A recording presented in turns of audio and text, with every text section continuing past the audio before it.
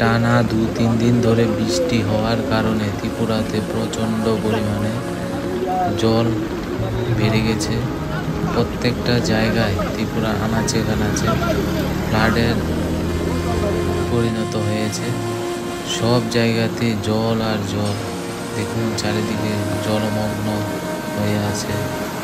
তো সবাই বাড়িতে থাকবেন, আননেসেসারি বাড়ি থেকে বের হবেন না, কারণ প্রচণ্ড পরিমাণে জল বেড়ে গেছে।